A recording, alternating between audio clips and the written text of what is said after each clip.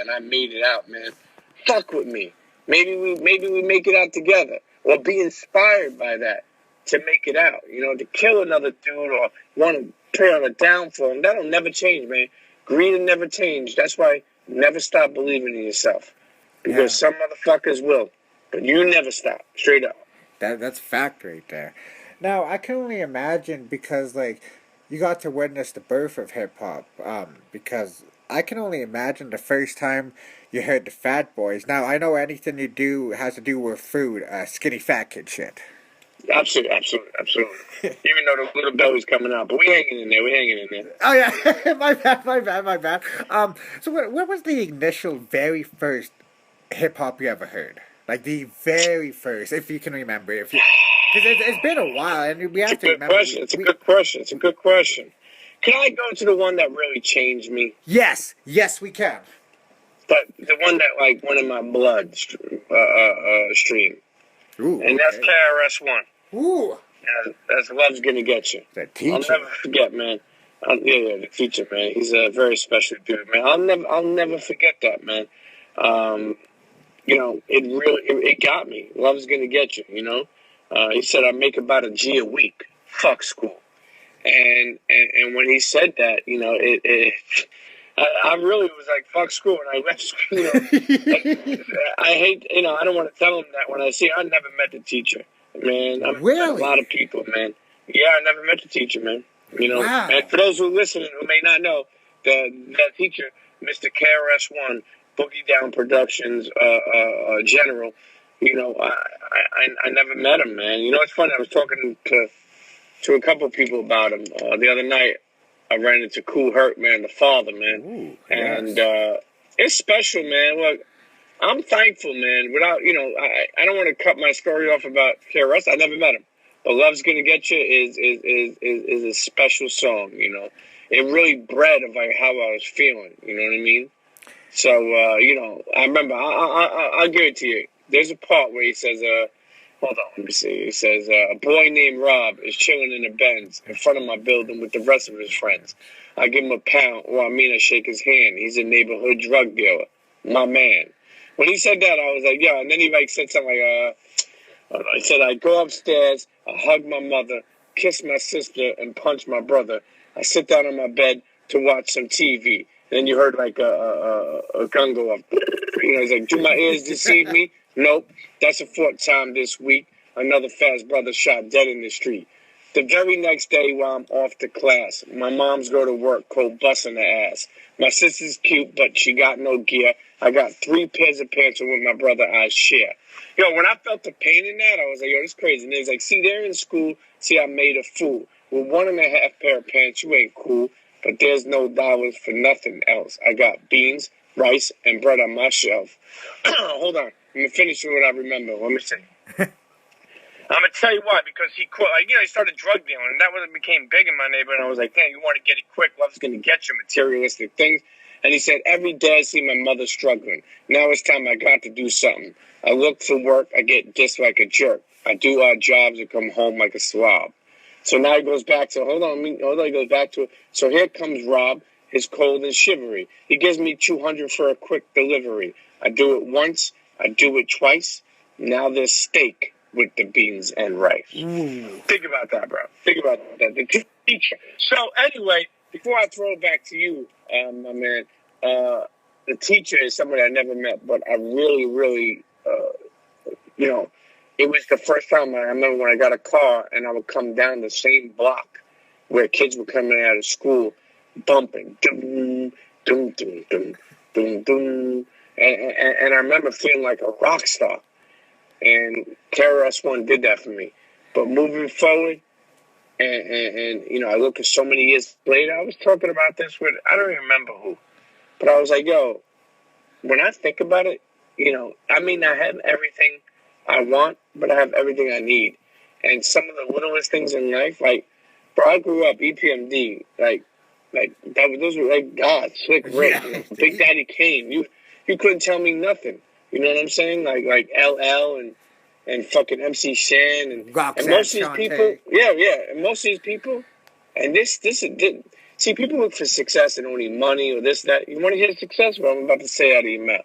But I'm about to say out of my mouth. Most of these people are my friends now. I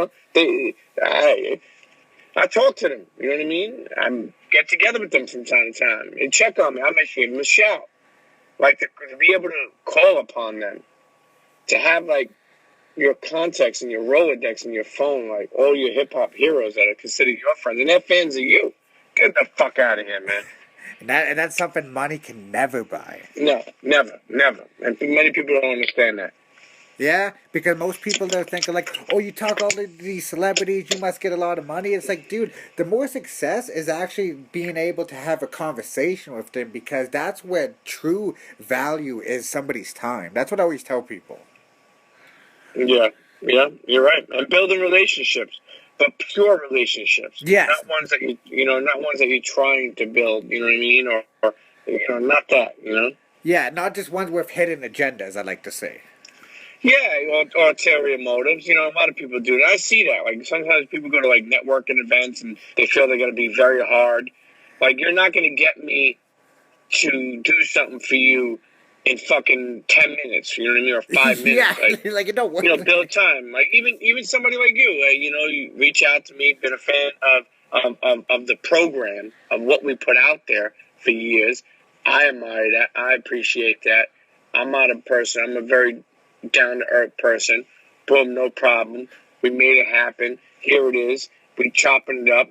In time, you build on that. It comes out. And I'm just giving you an example. It's my birthday, or it's Christmas. Happy holiday, and you stay in touch. And maybe you have something that I have this idea, or I have this, and you don't. Some people, it's like if they can't get something out of somebody, they feel like, all right, they dispose of them. Nah, man, you never know.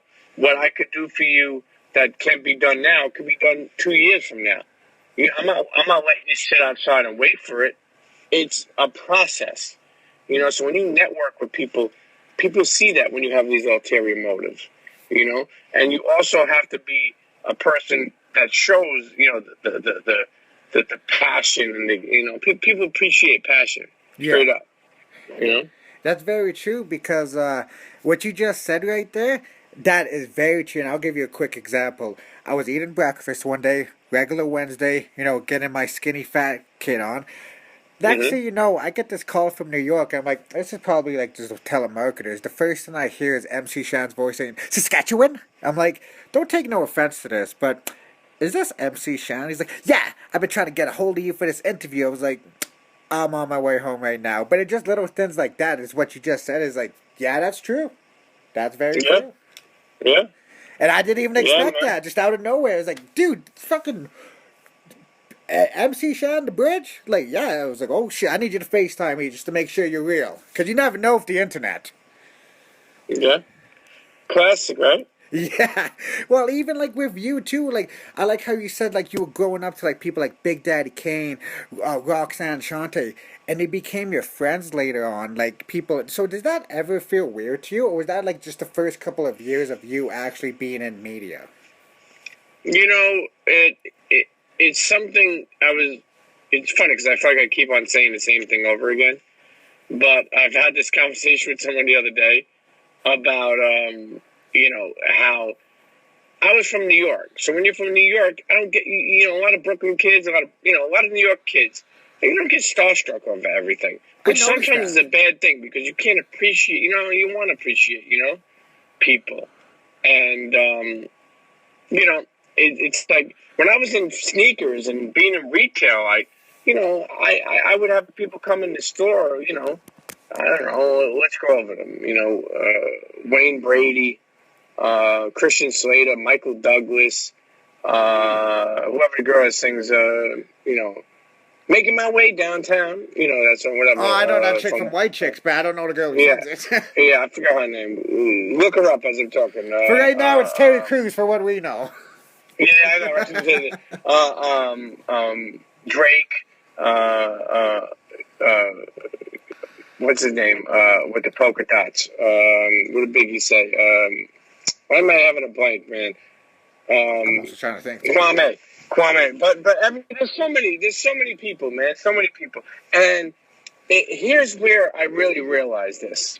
Because when you talk about Michael Douglas, you talk about Peter Gatien, who owned all these big clubs back in the day, coming in, you're talking about, all the big Darrell Revis when he was a rookie, Drake when he was, it was just still acting and trying to get, but hear me out, where they would be like, you have that in size 9? And I was like, no, but, those are very limited. We only have a pair of 10 left. But, I mean, you looking for a pair? Take my number. Give me a call. And I remember when I was happening, I was like, yeah, for sure. Because everyone was like, think about it. I'm the guy. I could possibly get what you want. You're like, yo, hit me up. So, you know what I mean? As soon as you get him, I'll pay, whatever it is, I paid for it. You don't think like, oh, shit, like Michael Douglas just gave me his number. You know what I mean? I didn't think like that. So a lot of it, it's like you go back to being a New York guy. It's like, yeah, you don't get starstruck, but you realize that you're an asset. And I don't remember what your original question is, but I want to flip this to, even though you meet a star, whether it be a entrepreneur or actor or a athlete or an artist or whoever, add your value. You appreciate them, but you also add a value. You appreciate everything that I did, Premium Pete, Combat Jack Show, whatever else you appreciate. I can hear it. I can feel it. But I appreciate your platform for having me on, right? And for being someone who wants to continue to be a platform in this game to tell a story, to keep it alive, because this game is a puzzle, and you're another piece of the puzzle, just like another person. But, add value. And I think many people just look at it like, oh, my God, this is Big Daddy Kane. What can I do for Big Daddy Kane? But believe it or not, you can do something, Hey, give him a platform to talk on. Yeah. Well, and that can lead to a lot of things, Well, one of the things that I learned from you, and you exactly, was to always pay respect to the ones who came before us. And, like, when I really got into this podcast, and I used to think, like, who did you used to watch all the time? And the first thing was Combat Jack, Premium Pete, TAXSTONE, Doggy Diamonds, Nori. So it just, like, it's me saying, like, you guys paved the way for kids like me. And it's just, like, whatever we can do to, like, let these younger kids know that these people are the ones you should be thanking for our interviews. Because it's all about his story, and it's about preserving his story. That's what I learned over the years. Yeah, it's important to do that. It's important to just really, a lot of people would thank me for that. Over the years, I got a lot of people that thank me for that, and I would tell them like, yo, do for me, do me. I would tell them like, do me a favor. And sometimes it would be like on DMs or a text message or an email. And I know like when they got this shit, they were probably like, oh shit, what the fuck does this kid want? And so I would get back, sure, what can I do? And I was like, do what I did for you, for somebody else. Oh, and I like that. And they would say for sure, because it's like, you want that to be further. And at the end of the day, it's like, you want to leave something that lasted on people. Like I said, a lot of people look to be the most popular, the most downloaded, the most. I would just say, be the most realist, and that would be to yourself. Be the most realist to you, and put out what you love and put out what you like, and really admire the people who are listening. You know what I mean? That could get something out of it. Like I said, never in my wildest dreams would I believe. I got people emailing me. Like I told you, from Jakarta. Yeah. On a fucking train. I put a picture up one day of like they were on a train. They're like, yo, I'm listening to this is how I'm listening to the show. Did you picture any of this when you were working on Wall Street? No, I've always been a New York guy, so we believed in that flash, and we believed in, that we were big shots. You know what I mean? In some sense, But I never believed. I believed in myself, and I had a lot. Let me be clear. I had a lot of ups and downs, man. There was times where I was broke, and there was times where I had money, and there was times where I was depressed, and there was times I was in jail.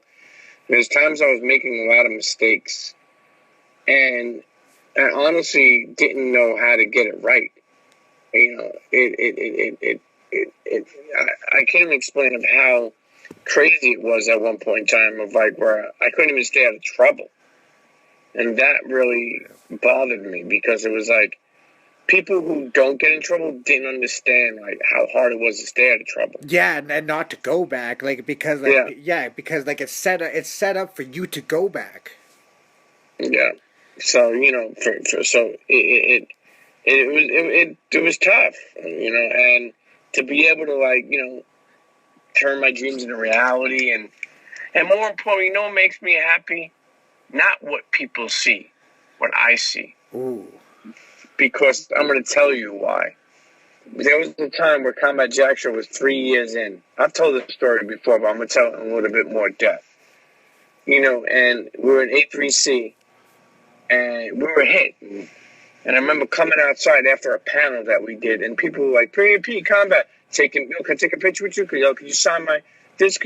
And we're over here, like, and it hit me. I was like, wow, you know, people love this show. And, you know, you would see it from social. Yeah. But I was like, wow, it's like real life. And that hit me hard but something hit me really harder. We came inside and we were doing another panel and they asked us to sign these A3C billboards. So it was literally like a little poster. And I'll never forget, it was like a Sharpie. They gave us each a Sharpie. And they gave Combat one, and he would push down, and Dallas would sign it, and he'd push, and I signed it, and then we would give it, you know. And we stacked. We did about 200 of them. And I remember going home to my lady, and I was like, yo, we're signing autographs, we're taking pictures, people fucking. She's like, yo, we're late on the mortgage. And I was like, yeah, we're gonna get money, we're big, you know? Yeah. And I realized, like, I had to do other things. I had to go. I was working late night on the bread route. One of my Italian friends had like a bread route. I did whatever I had to do. I was interviewing Big Daddy Kane with Combat. I was on the bread route 2 hours later to early in the morning, and I was like, damn man, I thought I had my life figured, and I worked a lot of different things, and the reason why I say that I see it means a lot more because people will look on and see you with Big Daddy Kane and you're putting pictures out there and they're like, yo, you live in the dream, but you may not be. You may be on your way. But financially, it could be very tough. You know, I've had this conversation, I think, a short conversation like this with Mouse Jones. And, you know, he does a lot of hosting and different things. And he's been on a bunch of different podcasts. And he has a podcast with Mac Wild's Guys Next Door. And I remember telling him, like, yo, you can look good and still be broke. You know what I mean? Like, people like, yo, I see you out here doing your thing. Damn, I'm trying to be like you. Meanwhile, you tapped.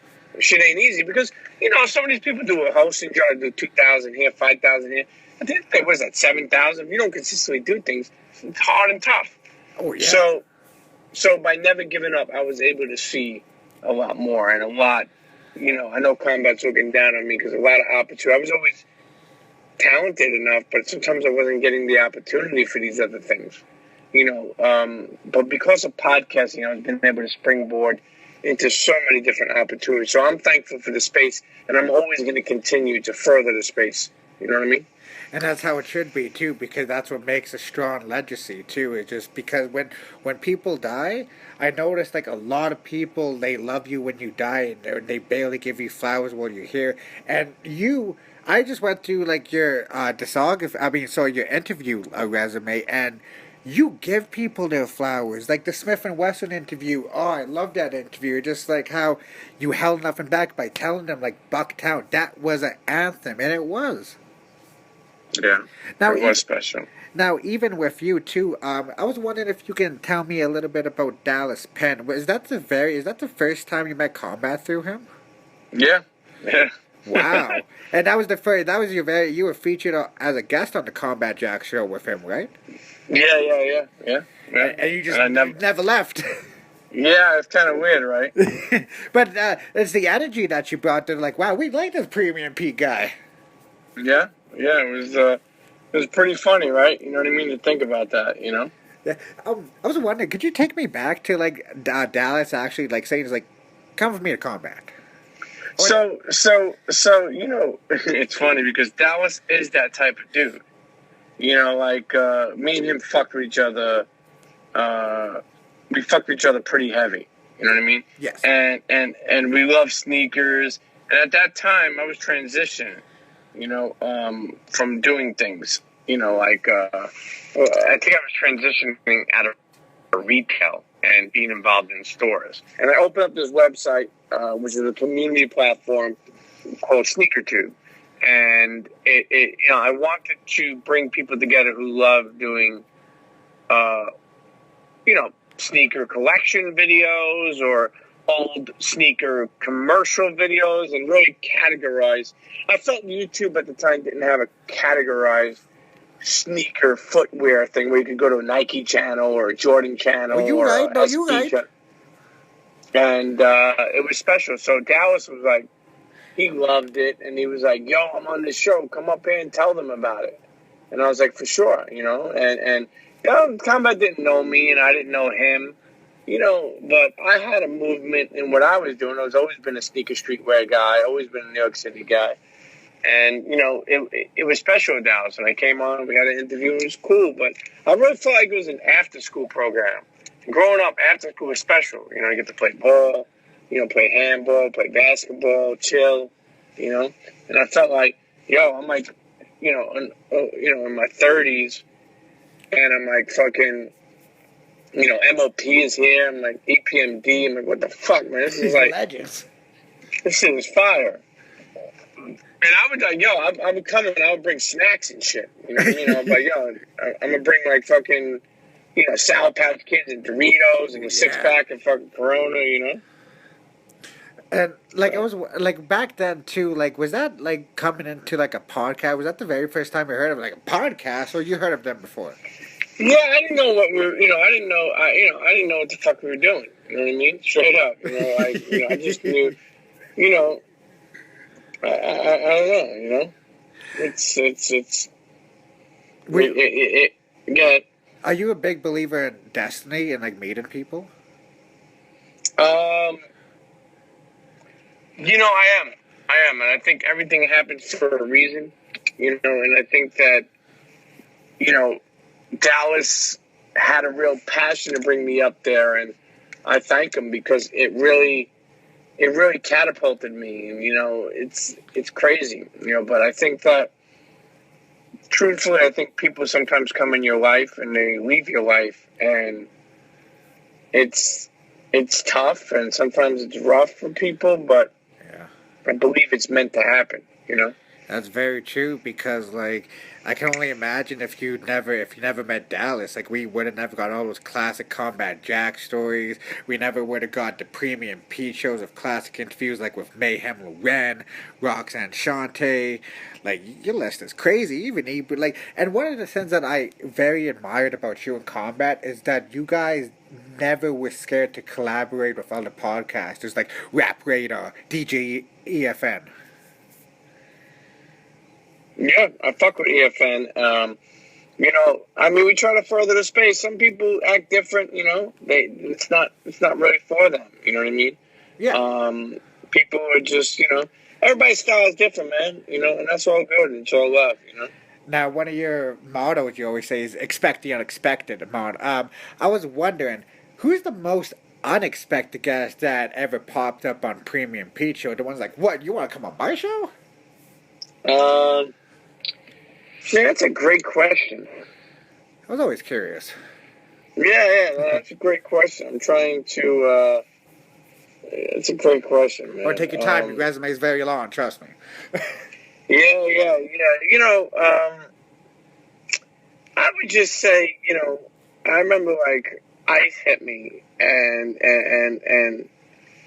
you know, he was like, "Yo, we got to sit down, man," and we went back and forth for a lot, and you know, I went to his crib and we made it happen. And you know, even though I consider him a friend, that's still Ice-T, man. I respect the shit out of him. The original gangster.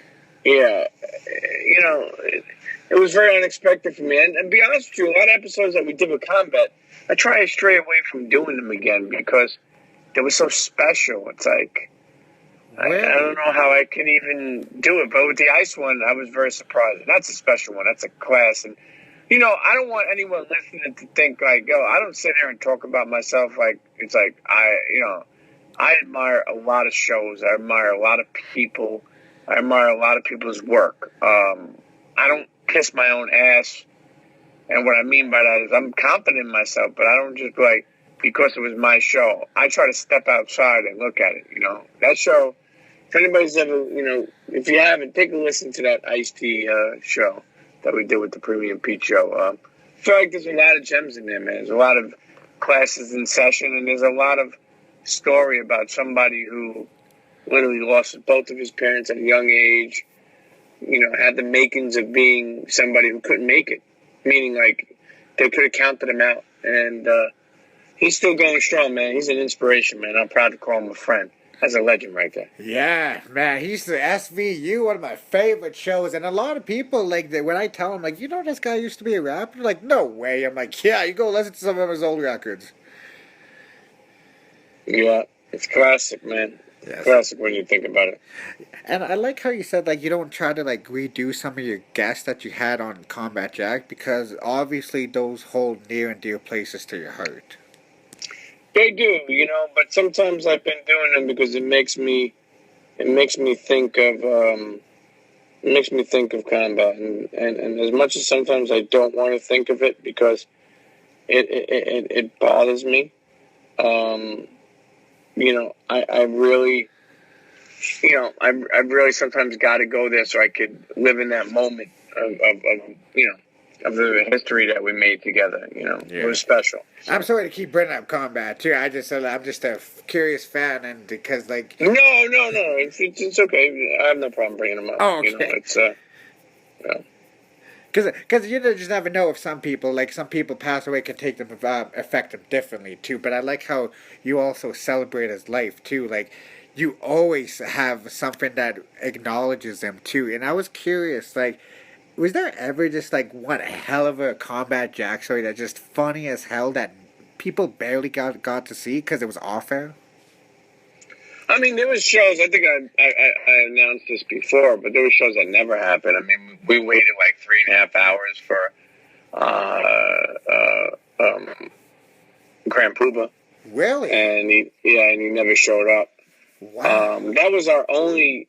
What do you call that when you're stood up? Yes. That was our only time being stood up. You know. Wow.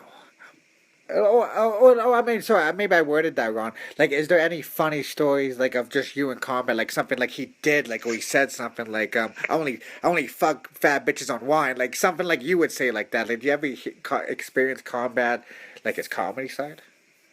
Yeah, he had a lot of, you know, funny moments, man. You know, it's like, you know, He had a lot of funny moments, man. You know, where he would tell you stories about people who were funny style or things that didn't go through. Yeah, I can't think of so many off the head, but you know, we traveled, we made history, man. So there was a lot of moments. You know, there was a lot of moments. You know. It's crazy how he used to be a lawyer, and at some point you were at Rikers. Like, I still find that, and then you guys come together for this podcast. It's just, it's wonderful to see. Yeah, I mean, it's such like an odd couple. You know yeah, yeah. It was a good couple, man. So, would you still fuck Kourtney Kardashian? Yeah, man. I think that, yeah, she can still definitely get it, man, for sure, you know? Because when I heard you say, it looks like she has the best person, I was like, yes, Premium Pete, I knew you were a real one, because I'd be saying that shit too. Yeah, I mean, you know, she that's funny. That's classic. Yeah, she's definitely, somebody that, you know, could get it, for sure. Now, if you look back on your Premium Pete show, too, do you realize that Just Blaze was your first guest? Now, I know that was, like, your phone call for your friends and stuff like that, but in reality, do you know, like, that was technically your first guest for your show? You know, no, I didn't. But now that you say that, it's funny, but, you know, Just is another one, man. I'm proud to call him a friend.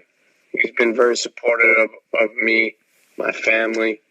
He's just a real good dude. Straight up, I'm not going to even go so far into it because I've already said a lot about him. Oh yeah, yes.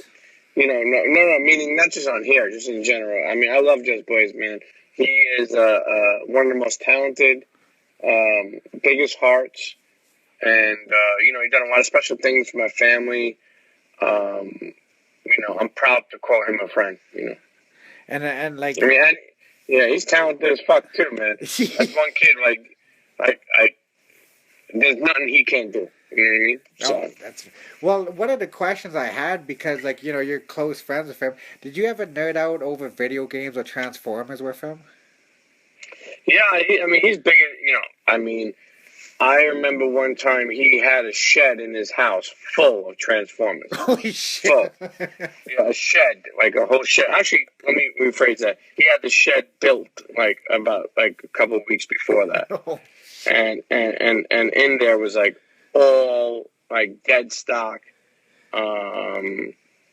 What's it called? All dead stock, Optimus Prime, fucking Starscream, like the stuff you can't find.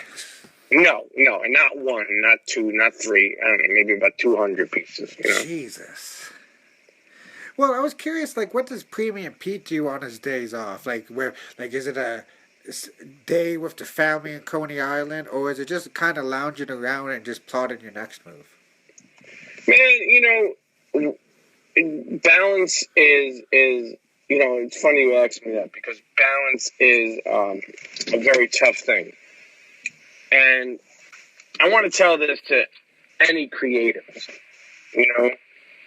Balance, don't look for what someone else balances. Look for what works for you. And that only gets done by trying it out, and doing it like that. There's so many moments that I can sit here and say, keep in mind, I'm in the studio doing episodes, then, with my daughter, catching up with her and having lunch, and I'm in meetings and I'm closing deals and working things out and all the different things that I do, because I'm in a lot of different buckets. And then I come home and I have a son, and I had a lady, and I have to be a father, and I have to be a man, and I have to, and balancing all those things. I'm a regular guy. I mean, I bought a place out in the suburbs, and I love it, man. Growing up in New York City, I would never think that I say that, but I love it, man. And what does Premium Pete do, man? I'm in fucking Sam's Club buying fucking 48-roll paper towels, and sometimes I've seen people out in South Jersey that recognize me. And they're like, what the fuck are you doing out here? It's I'm normal too, guys. Yeah, and I'm like, and what's so funny, the best is they'll tell their wife, yo, that's Premium Pete, and I'm like, who? You know what I mean? They're like, and you can see the look on their face of their wife, why are you bugging out? Because keep in mind, right, and I want anybody listening to this that fucks with podcasts, when people listen to podcasts, even like yourself, you feel like you know me. Yeah. You listen to me for so many years. Podcasts are so intimate. So when you see the person, you're like, yo, come on, man. How's this doing? How's that doing? Oh, I remember that. You know what I mean? You feel like, and it's a great connection, with the people listening, for sure, man. So, yeah, Premium Pete, man, just relax, man. I got a to-do list, errands, regular shit, man. But and I like that, man. The little things in life, man, they mean the most, man. I mean, I don't know if you ever felt this way, where you see people and you look at them as stars and you think that, they're living the best life, the rock star, this, that, and you may look at yourself as less. Don't do that. Because let me tell you something, the little things in life mean the most. Yeah.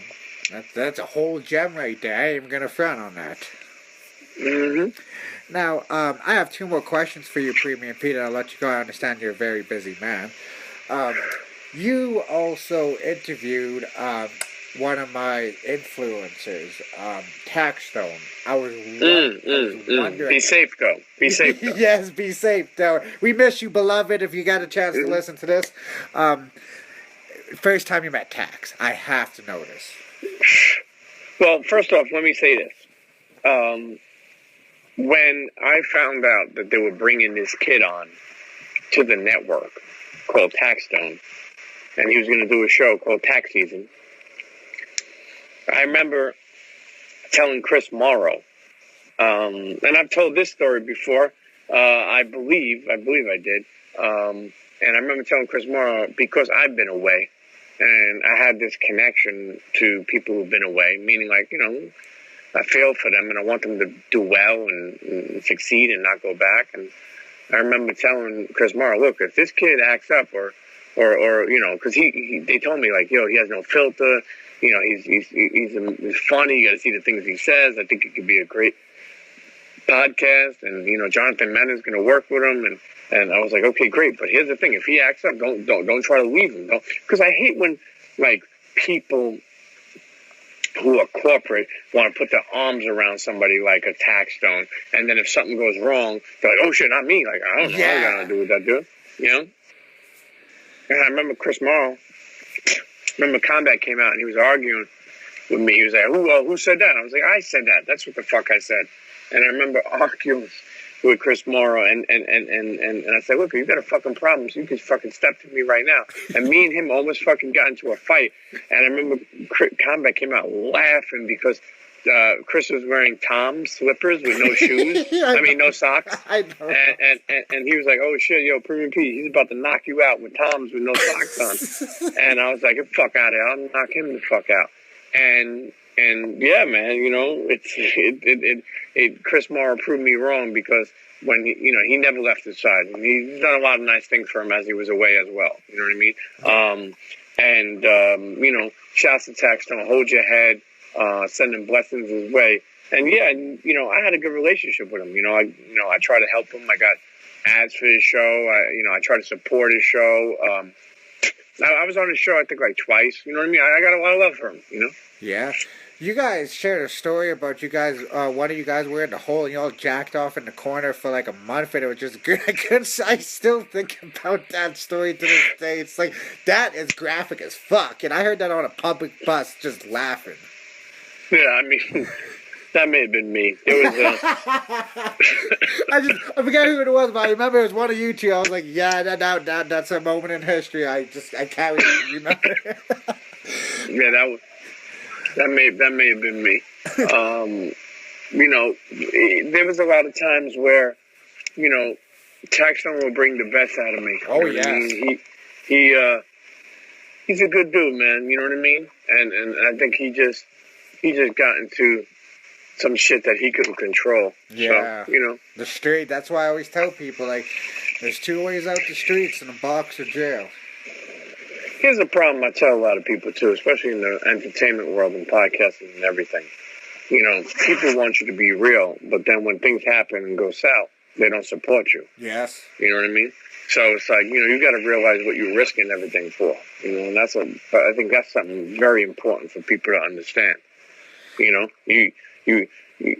it's like, how real do you have to be? If you're doing a pod, but Tax was definitely shook up the podcast world. Oh, yeah. And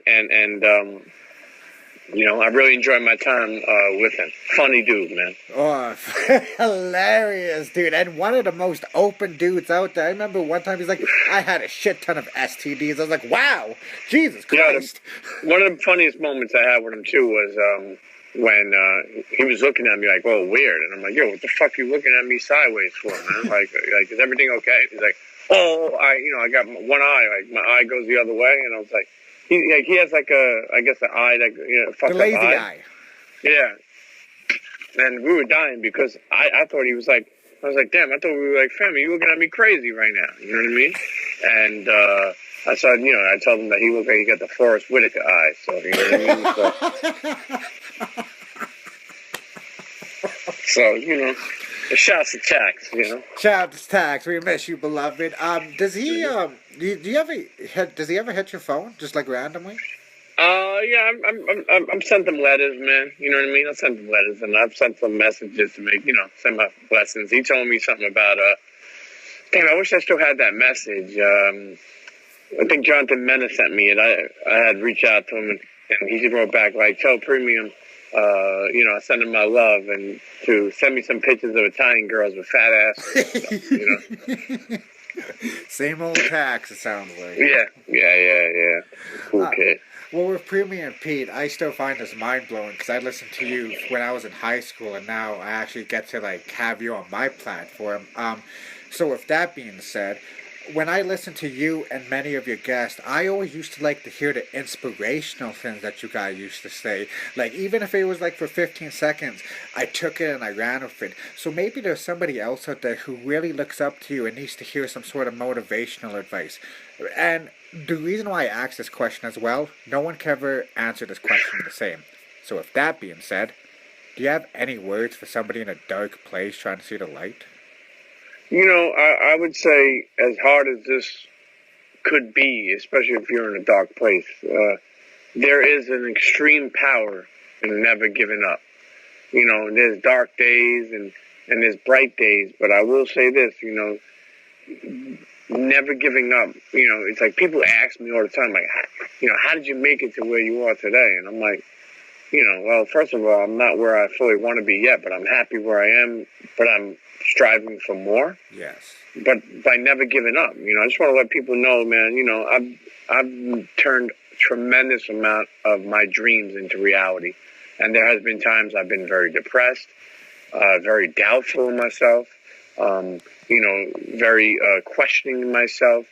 I questioned even being on mic years ago, to think about how many people appreciate my input on mic, which has been 10 years, already. And I could sit here and say I questioned even like, yo, do I sound good? Am I? So the point I'm trying to make is you're not alone. You could question yourself, but don't ever give up. You could have a bad day, but turn tomorrow into a better day. And I know sometimes it's easier said than done, but don't ever give up. That's first and foremost. Just continue to push through and continue to network and continue to get out there and continue to reinvent yourself if you have, and continue to transition. And again, I know these things sound like, they're harder to do than said, but when you are faced with that, that's what you do, and a lot of things I would say is take moments to respect the journey, man, because so many people want to wait until they get to a certain point. You may never get there, and never forget the times and moments that were fun, that were special, that you took along to get there. Never forget those. And the last thing I'll say is this: before I say anything else, I'll say peace and blessings to all the internets worldwide, you and your families. But more importantly, I will say this: add value. No matter what you do not downplay yourself. You're special too, but add value. You want to come to the table, you bring something. And, everybody needs something. If there's an outlet, they need a plug. You know what I mean? If there's a car, they need a key, or a key fob if you want to be particular, If there's a lake, there got to be an alligator or a fish, man. Add value, man. And I feel like if you're able to add value, you never know what can happen. So, and believe in yourself. Or actually, let me end it like this. Oh, yes. Never stop believing in you. On my Twitter, I would say every other day or every 3 days, I always tweet, never ever stop believing in you. And the reason why I tweet that for is because I tell the world, but I'm also telling myself, never ever stop believing in you. Because, there's going to be people who believe in you, but at the end of the day, you got to believe in yourself. That even inspired me, and I say this for other people. Wow. So I hope when somebody actually hears that they take it into consideration if they're in a dark place. Absolutely. Well, absolutely. Internets. Wow. Internets. I waited to the end of the episode to say this too, and the very first time I ever said this on From the Desk Below. Internets. I'd like to proudly thank Premium Pete from the bottom of my heart for taking the time out of his busy schedule to drop some knowledge and some classic stories on From the Desk Below. Is there anything that you'd like to plug in before I let you go, Premium Pete? Man, listen, man, just check the show, man. Tell a friend to tell a friend. The Premium Pete Show, if you like an episode, if you like the episode, whatever you like, man, just keep on doing that. And more so, support this good brother here and continue to check his show out and continue to tell a friend and tell a friend about his show. Because, if you fuck with good people, it only makes sense, He's a good fellow. He's not a fugazi. So, internets, most definitely, thanks for having me on the show. Continue to do what you do, and shouts to you, man. Shouts to you. Hey, thank you, Premium Pete. Like you said, man, you're welcome back anytime if you want to come back or promote anything. But I just want to say thank you for paving the way for people like me. You are appreciated, Kim. No doubt. Likewise, man. Internet's peace and blessings. We out, Internet's peace.